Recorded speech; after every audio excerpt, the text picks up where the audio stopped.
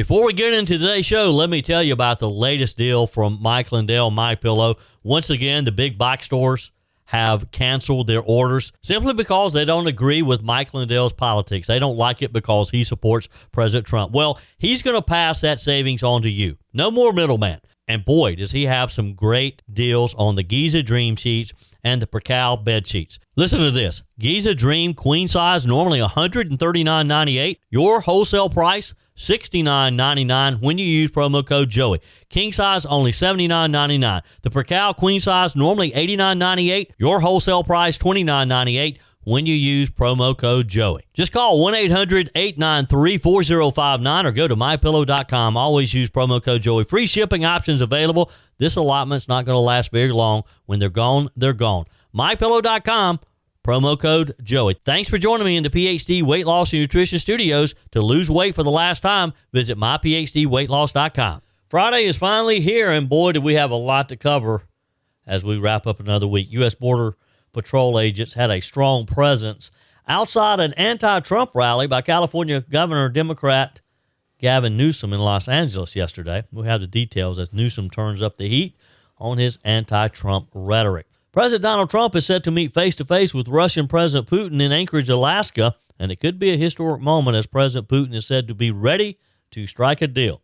The video that went viral of the Subway sandwich assault of a federal officer, turns out the attacker was a Department of Justice worker, or maybe I should say former DOJ worker. U.S. Attorney General Pam Bondi just made an unannounced trip to South Carolina's Upstate to meet with law enforcement and other elected officials. What was the topic? We'll get into that in today's show. I told you we'd be back. And ye shall know the truth, and the truth shall make you free. It's Joey Hudson. I wanted to name it the Joey Hudson bill, but, they don't allow you to put names on bills. But I wanted to call it the Joey Hudson bill because I know that one's been near and dear to you for a number of years. That's how it's done. Let your voice be heard. And the truth shall set you free. Here's Joey Hudson. All right, let's talk about what happened in Los Angeles yesterday. And trust me, this one is going to have people on both sides fired up. So Governor Gavin Newsom, California's most outspoken anti-Trump cheerleader, and let's be real, a guy who clearly has his eye on the White House, held a big rally that he called Liberation Day. His mission?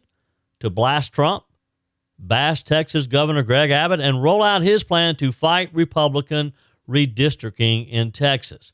Sounds like your usual political theater until the feds show up. And I'm not talking about a couple of plainclothes guys in sunglasses leaning against a wall. We're talking about over a dozen armed, masked Border Patrol agents right outside the rally, cameras rolling the whole 9 yards, and yes, they made at least one arrest right there in plain view of the crowd. People were yelling, phones were out, video, it's already gone viral in some cases. Now, here's the deal. Border Patrol Chief Gregory Bovino didn't exactly shy away from the optics. Fox 11 stuck a mic in front of his face, and here's what he said. What's going on here? How you doing? What happened? We're here making Los Angeles a safer place. Since we won't have politicians that'll do that, we do that ourselves.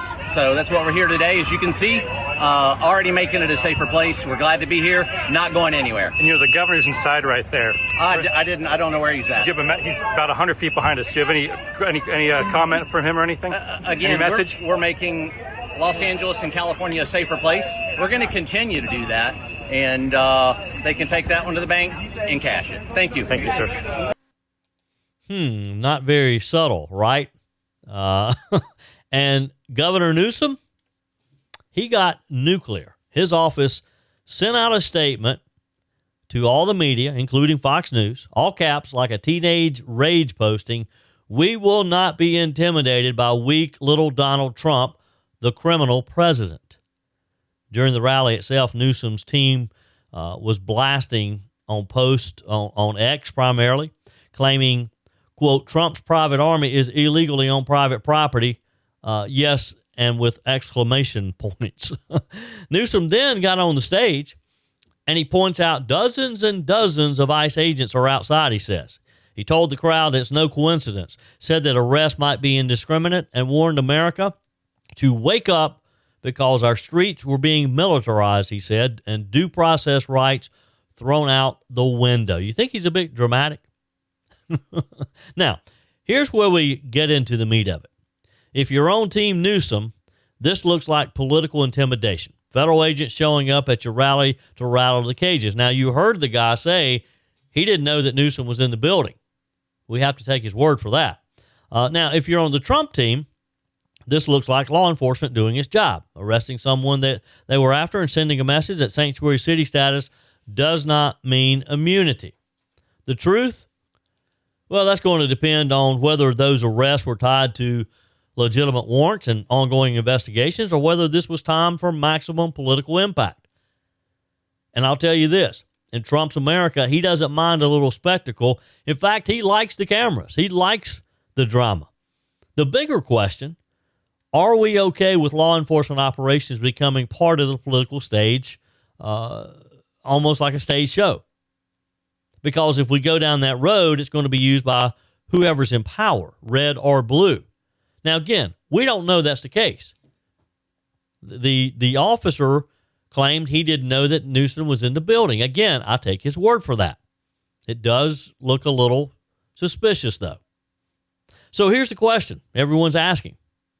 After that scene outside of Gavin Newsom's rally, can federal law enforcement legally do this? Can Border Patrol or ICE just roll up to a political event, set up shop, and start making arrests? Did they break the law? Well, the answer simply is legally, yes, under certain conditions.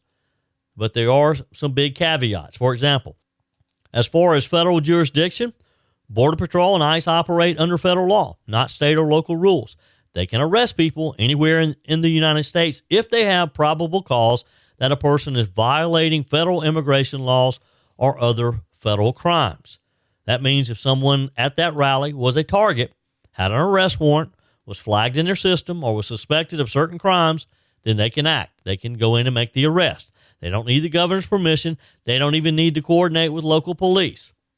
Now, as far as sensitive locations, for years, ICE had an internal policy saying they would avoid making arrests at sensitive locations, schools, churches, hospitals, and places where public demonstrations are happening, unless there was a clear security threat or prior approval from higher ups. That was a policy, not a law. The Trump administration rolled back a lot of those restrictions, meaning legally they have way more leeway now, way more flexibility than they had under Joe Biden. Now, what about First Amendment concerns? Here's where it gets a little tricky. The Constitution says that you can't use government power to directly suppress free speech. If federal agents showed up because someone was speaking out against the president, that's unconstitutional. That's called a retaliatory action. That's a no-no.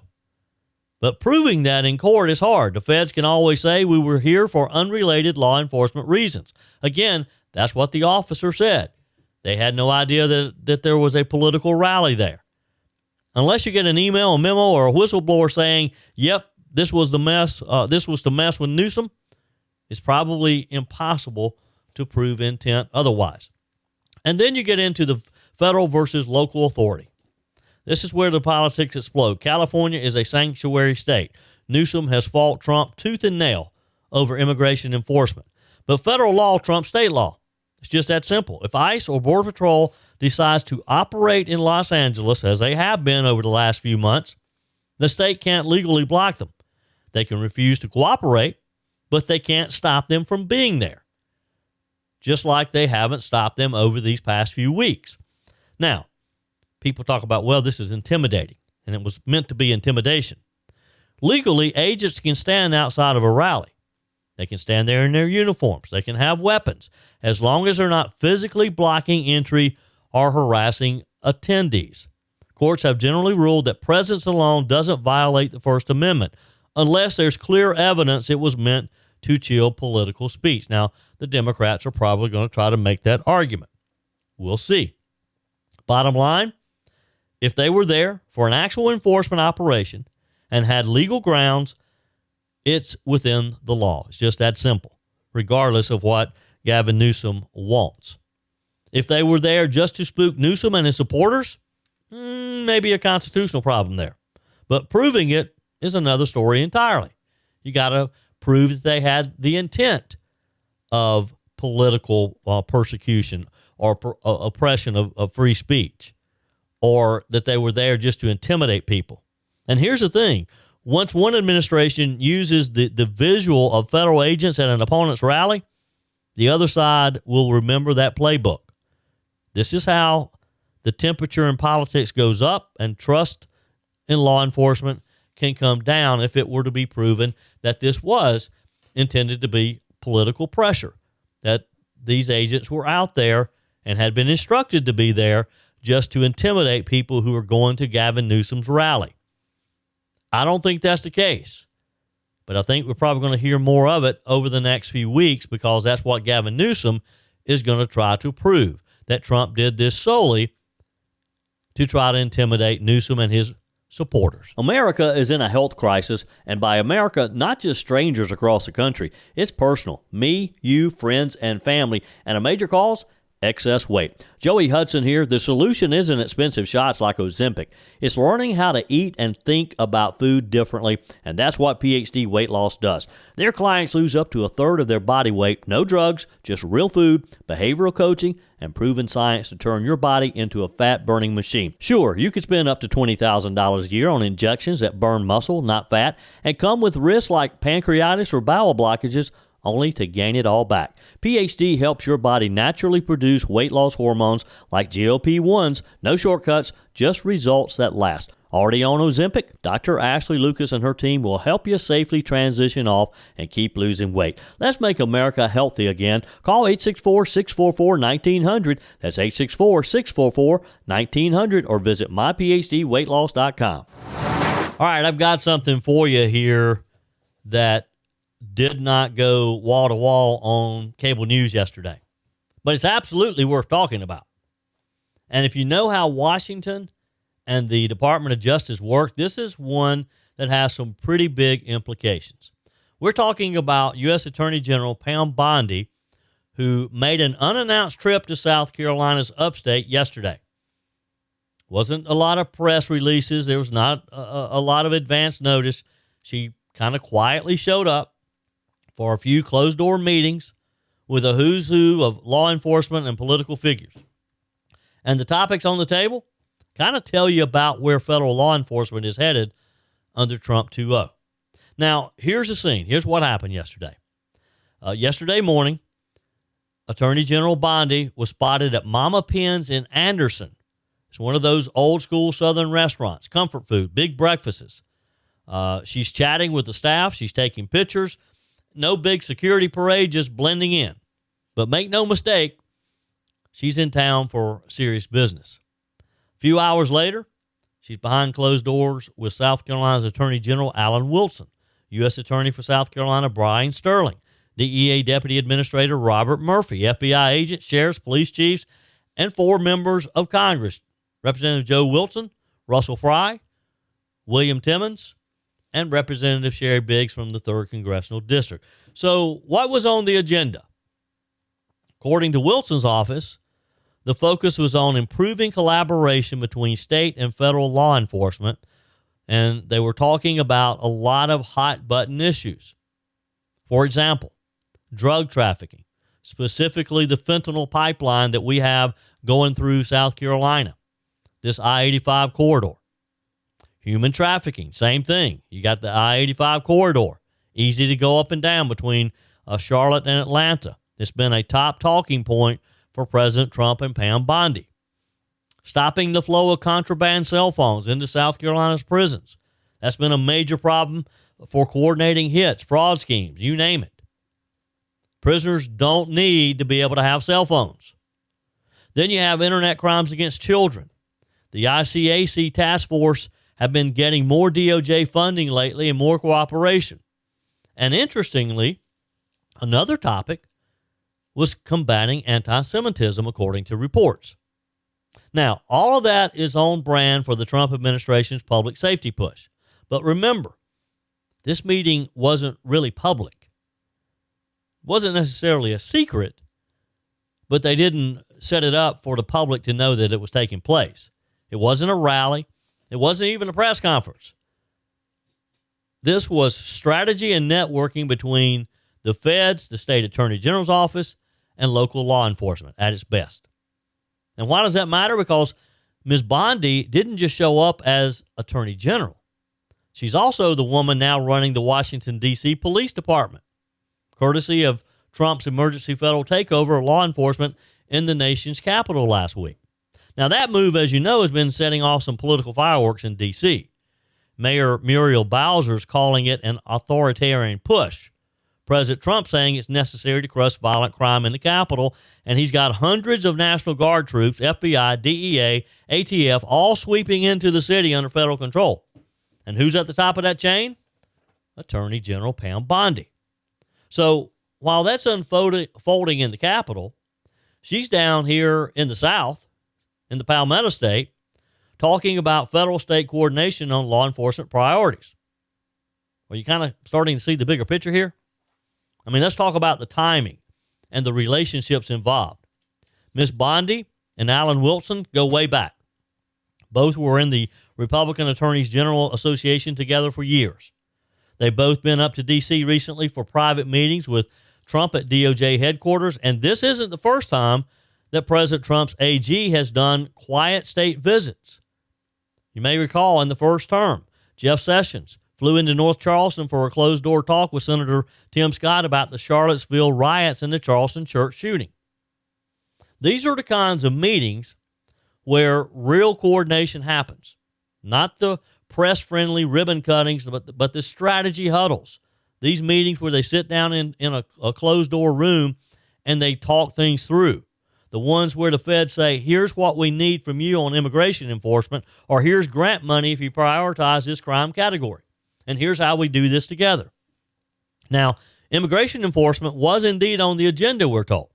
Not surprising, given Trump's been ramping up deportations, reactivating local ICE partnerships, and, according to Border Patrol, moving more agents into interior enforcement roles in cities like L.A. and Chicago. The South Carolina sheriffs in that room yesterday are exactly the people who would be tapped for 287G agreements to deputize local officers for immigration duties. And let's not skip over the anti-Semitism piece. Again, these are reports. Bondi's DOJ has been vocal about cracking down on hate crimes, especially with rising tensions over pro-Palestinian and pro-Israel protests in major cities. South Carolina's got a strong evangelical base, a big military community, and a Republican leadership that's very much in sync with the administration on this issue. So, what this is all added to be? Well, I'll tell you what I think. This is pure speculation. This was as much about building the political law enforcement alliance as it was about crime stats. Ms. Bondi's in a unique position right now. She's got operational control over the Capitol's police. She's got the ear of the president. And she's been given free rein to strengthen those federal-state links, especially in states where governors and attorney generals are on the same page as Trump, and you can certainly say that about South Carolina. President Trump does not have better support than Governor Henry McMaster, Lieutenant Governor Pamela Abbott, and Attorney General Alan Wilson. So here's my question for you, and you're welcome to text me. You can email me, joe@joeyhudson.com. Leave me a message on the MyPillow message line, 864-477-JOEY. Is this a good thing? Should the federal government be actively weaving itself deeper into state and local policing when the politics align? Because on the one hand, you get more resources, more manpower, and maybe faster results. On the other, you're setting a precedent where law enforcement becomes an arm of political alliances. And I'll just say it. This is the kind of thing that Democrats would probably be screaming about because of the fact that Republicans are doing this. If we had a Democrat president sending their AG into blue states for quiet crime strategy meetings while running a federalized city police force in the Capitol, you'd probably have headlines calling it a takeover.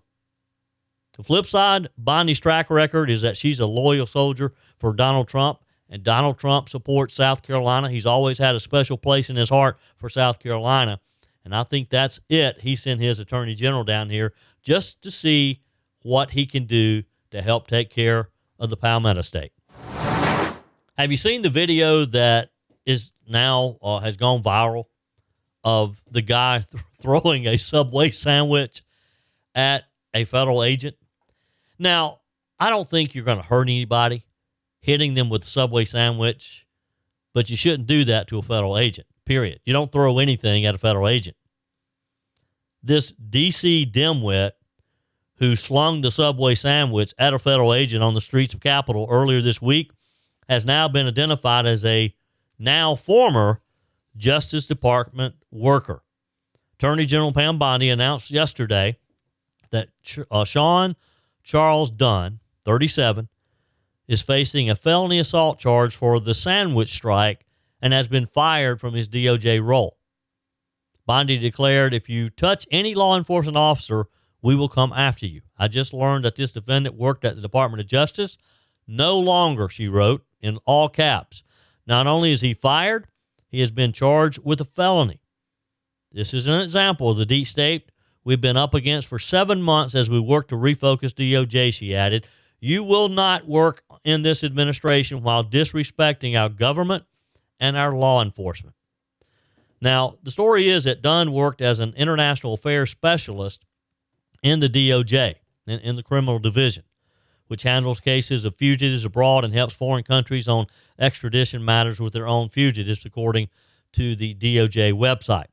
Dunn appeared to have been similar to a paralegal, assisting attorneys in handling a large volume of cases, including the litigation of those matters.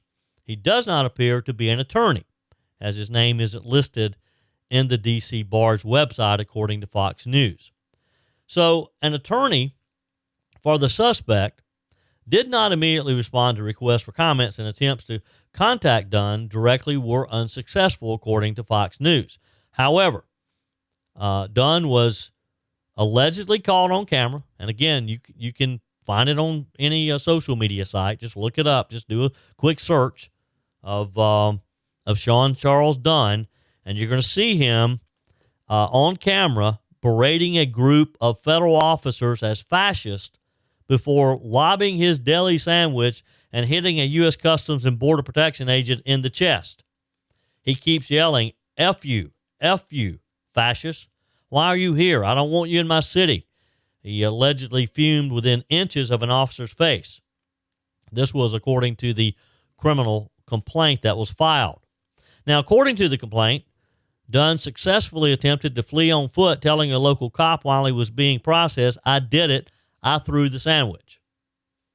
Footage of the incident went viral against the backdrop of President Trump's deployment of hundreds of federal law enforcement personnel to assist D.C. police in cracking down on street crime.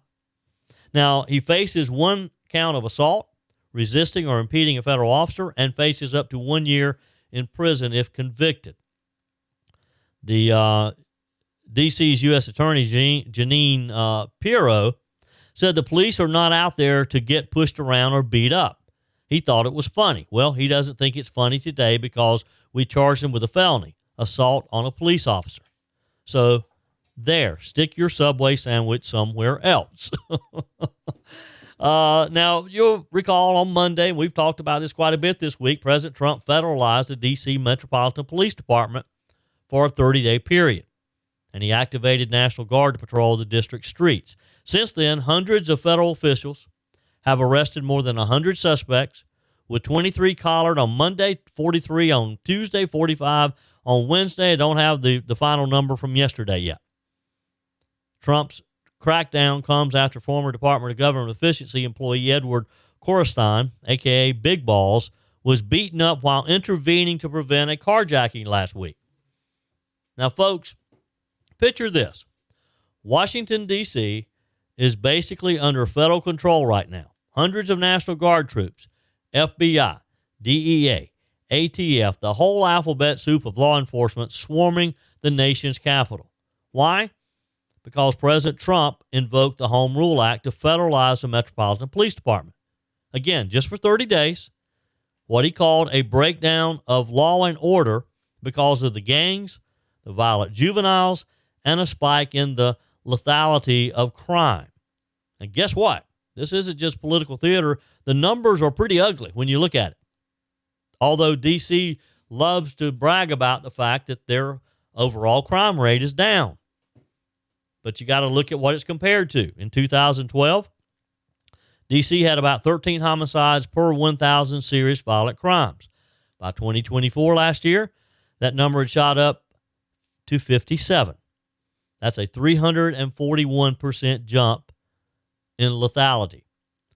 So, yes, overall crime rates may be down from the chaos of 2020, but the crimes that do happen, they're more deadly than ever, and that can be serious. And it's not just throwing Subway sandwiches at an officer. Now, here's the kicker.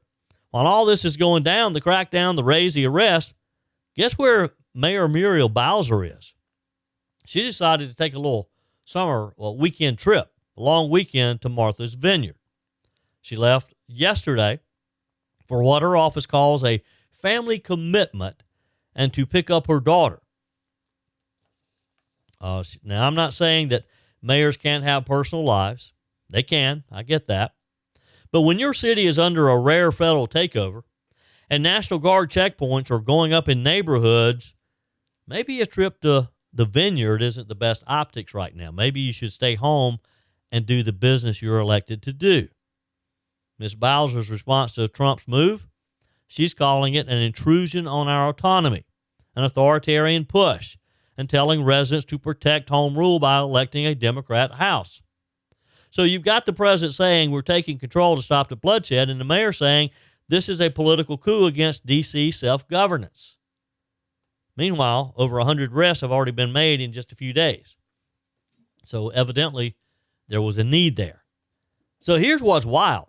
This isn't technically unprecedented. The Home Rule Act allows the president to assume emergency control of D.C.'s police, but it's rarely used. And when it is, it's usually for things like massive protests, riots, or security crisis. Using it as part of a sustained crime crackdown, that's kind of new territory. But the bottom line is, we're watching a live test case of federal versus local control in the capital of the United States. And depending on how this plays out, it's going to set a precedent future presidents could absolutely use, maybe against cities that they aren't doing enough to control crime, maybe even for political reasons. Now, the question is, are we looking at a bold, necessary intervention or the start of something way more dangerous for local autonomy? Time will tell. One other quick thing in the global headlines that's making waves today, of course, President Donald Trump set to meet face-to-face with Russian President Putin in Anchorage, Alaska. It could be a historic moment on par with the Reagan-Gorbachev meeting. I wish they had just waited another day or so. I'm headed to Alaska myself later today for our Patriots Alaskan cruise with Mike Gallagher and Larry Elder. It's going to be a fun time. I have several hundred listeners joining us. So here's the real deal, though. Mr. Putin is signaling that he may be ready to strike a nuclear deal with the U.S. After 3 years of bloodshed in Ukraine and rising global tensions, Putin is now praising the U.S. for what he called sincere efforts to end the war and reach what he calls agreements of interest to all parties. Could Donald Trump put together a deal? Do you think that's possible? And let's not forget, folks, Russia and the U.S. still hold the largest nuclear arsenals on the planet. And the New START Treaty, the last big nuclear deal between the two powers, is set to expire in February. So that's why this summit isn't just about Ukraine. It's about global stability. It's about stopping the next Cold War before it has a chance to start. It's very important. Now, in classic Trump fashion, the president isn't playing around. He made it clear. Either Putin gets serious about peace or there will be very severe consequences. And that's a quote. Very severe consequences. Now, no word yet on what that means. But if history is any guide, Trump doesn't bluff. He doesn't just talk. He's ready to go into action. But here's where some of the tension is. While President Trump is trying to broker peace, Ukrainian President Zelensky is sounding the alarm. He says there's no sign Putin is serious about ending the war. And folks, if anyone knows what Putin is capable of, it's certainly Mr. Zelensky. Meanwhile, Zelensky is on a whirlwind tour across Europe trying to rally support from UK Prime Minister, the German Chancellor, and French President Macron. Even Vice President J.D. Vance and General Keith Kellogg are getting in on the action, representing Trump's team at a global summit of Ukraine's allies. This could be a big weekend if peace is about to happen between these two countries. So we'll be watching it very closely. Your comments are welcome on the Furman Ford text line, 864-477-JOEY. That's 864-477-5639. Emails always welcome, joey@joeyhudson.com. Speaking of the Furman Ford text line, it's never been more important to support locally run businesses owned by people who actually live here in the Upstate. Let me take a minute to talk with you about our friends at Furman Ford. If you're looking for a new vehicle, maybe a great pre-owned vehicle, one you can trust, or maybe you're looking to order that special vehicle. Either way, if you want a new one, a brand new one, or a pre-owned that you can trust, the folks at Furman Ford, they're there to help you. Their name is on the sign because their name is on the line, because every single transaction is important to them. Jim Furman, Matthew Furman. They do business the right way. When you stop by, when you give them a call, or maybe when you just send them a quick email, you're always going to have access to a member of the Furman Ford family.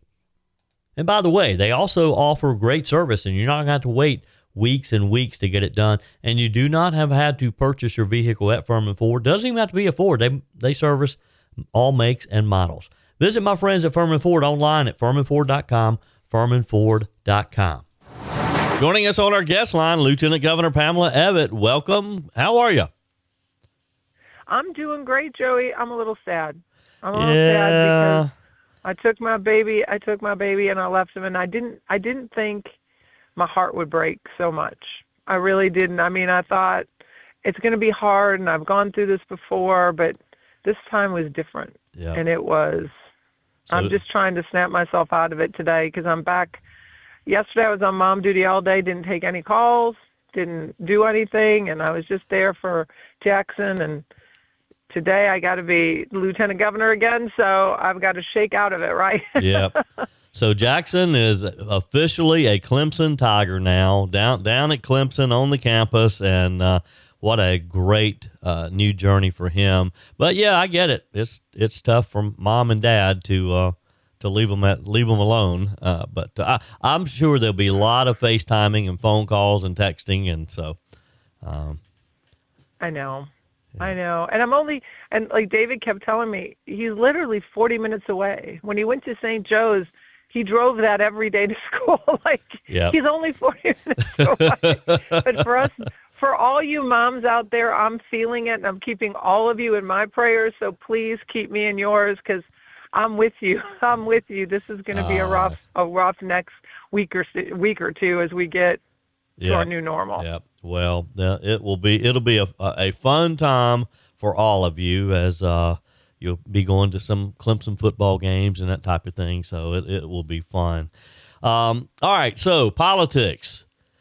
Tuesday, a federal court ordered the Berkeley County School District to allow a transgender student to use the bathroom that aligns with his gender identity. The student, known in court documents as John Doe, sued local and state school officials back in November after being punished for using the boys' bathroom in a Berkeley County school. Will the state appeal this, do you think? And are we still going to have to deal with this type of insanity? I mean, I thought this was behind us, but I guess not. No, we're going to have to. We got to jump on it. And, we did this when it came to keeping biological males out of girls' sports, and I'm proud to say that we were on the front end of that fight. We're going to have to go back in and tighten up language. I mean, it has to be, this has to be something that is mandated through our schools, through public buildings. Now, government only has such a reach in private, like a private business or whatever, but we need to make it so it is so tight that when you walk into a restaurant, or if you walk in, and I guess I would have to understand the legality of that, like how far the General Assembly could go to on private property or on a private business, because that always becomes like the sticking point. But any public building, any school that's receiving a dime of federal money, whether it be K through 12 or higher education, you have got to keep boys out of girls' bathrooms. You got to keep girls out of boys' bathrooms. Yeah. Wherever you were born, that's where you got to go to the bathroom, because it's not just about them.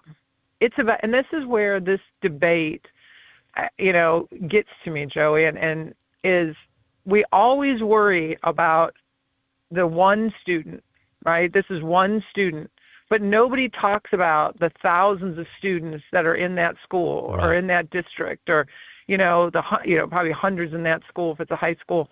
What about them? Yeah. And what about their feelings? And what if they're uncomfortable? And what if that's not right for them? I used to always tell my kids, like, your rights begin where somebody else's ends. And you don't get to make each other feel, if we're giving them this much consideration, then we got to give our kids this much consideration too. Yep.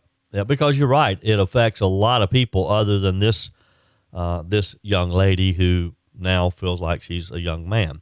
But yeah, it's affecting a lot of people. So, well, it's just, it's bad that we're still continuing to deal with this. I noticed that she's represented by a number of different social justice type organizations, and they're out there. They have money to spend, and they're looking for cases like this. But I do hope the state will stand firm and will appeal this and take it all the way to the Supreme Court if it needs to be. Well, Joey, that's exactly what we need to do. And, I applaud the governor and the attorneys in the governor's office, because, when we fought to keep state tax dollars going from any Planned Parenthood facility or any facility that does abortions, nobody wanted to take that up and fight it at the Supreme Court. And the governor and the attorneys in our office said, we'll do it ourselves. Yeah. Since we can't get anybody else in the state to take it, we're going to do it ourselves. And look at what a landmark case that was for the country. Yeah. Now any state can say, listen, taxpayer Medicaid dollars are not going to these facilities. Yep. And all governors in red states, this is now precedent. So we have to be bold and take these bold steps and be willing to lose, right? Mm-hmm. Be willing to lose and keep fighting it, because it's the right thing to do. Yep. Lieutenant Governor Pamela Abbott is our guest today. Well, it looks like moving on from that topic, but staying in politics, it looks like one of the Democrat candidates for governor is already in trouble within his own party, as the Democrat chairwoman is asking him to drop out of the race. Now, there's been a video release showing this guy running around the Battery in Charleston in his underwear, screaming. He was later arrested, and the fun continued in the back of the patrol car, where he cursed and rambled on about crazy things. I mean, this man is not stable. Does he get to stay in the race, you think? Well, this is America, Joey, and if he puts his name and he pays the money and he signs up, but the beauty of that is good common sense people on every side of the aisle, right? Like, don't vote for them. Like, you have a choice. Yep. Like, if you're a Democrat, no other Democrat throws their hat in the ring, then vote for the Republican Democrats. I mean, because this is not who you want running your state. There has to be a certain amount of grace and statesmanship in who represents your state. I mean, we see chaos going on in D.C., right? And we see that circus and the bickering and the swearing but when you're the governor of a state, you are kind of have to be the stateswoman of that state. Yeah. You have got to be somebody that people look at and go, wow, I'm proud that person represents me, right? Like, they're not making our state look like a reality TV show. And that's what that looks like. And so, I don't believe that people will vote for that. I think people are getting tired of the clown antics and the chaos. Yeah. Well, and there's plenty of that for sure. So, unfortunately, Lieutenant Governor Pamela Abbott, one final thing, sad day as we lost Trooper Dennis Ricks. He succumbed to his injuries in an accident earlier this week, hit by a truck. So our prayers are with his family for sure. Appreciate your time today. You be safe out there. Thank you, Joey. God bless. And everybody, please keep that trooper's family in your prayers. I mean, I talked about how sad I feel today leaving, Jackson away at college and knowing I can see him anytime I want. imagine the loss and the heavy hearts his family Yep. holds today. So please, everybody, hold them up in prayer. Absolutely. Have a great day. Have a good day, Joe.